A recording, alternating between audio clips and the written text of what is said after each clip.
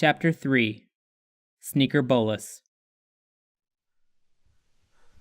In the distance, the indentation in the mountains flashes faintly, just once.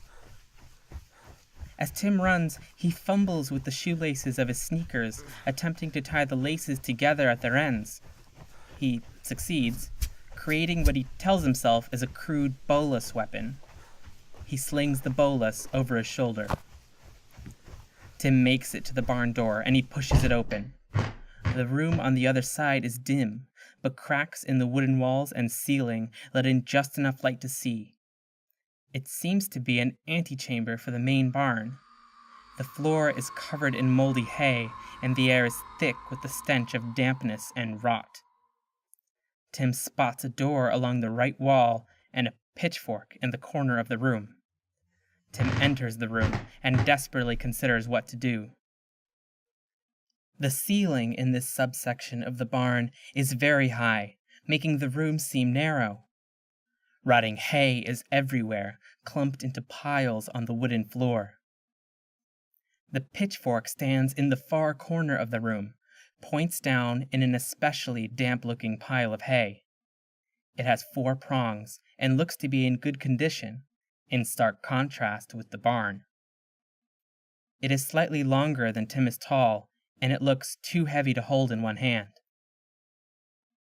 Something on the ceiling catches Tim's eye. He sees a large square on the wooden ceiling, roughly 3 feet wide and across. None of its depth extrudes from the ceiling, and so Tim cannot see or even guess at its thickness. Large hinges are secured to one side of the square, and Tim realizes that it is a trap door, an upside-down one.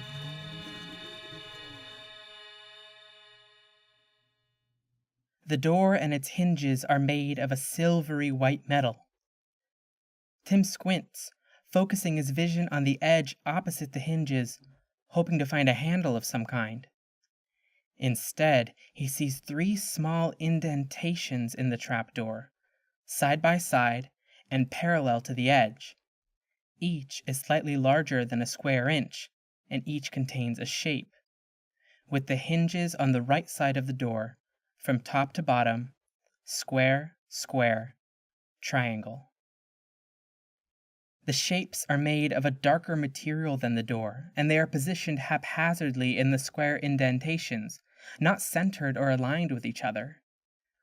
Tim concludes that they aren't bas-relief, but rather separate objects, inexplicably stuck to the door.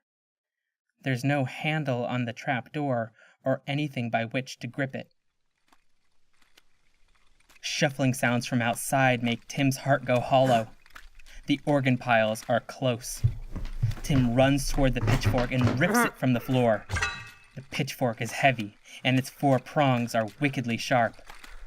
Tim grips the pitchfork with both arms, quickly trying to familiarize himself with its weight and balance. He hears the organ piles closing in, and as he aligns himself with the open doorway, he sees that the first pile is only a few paces away.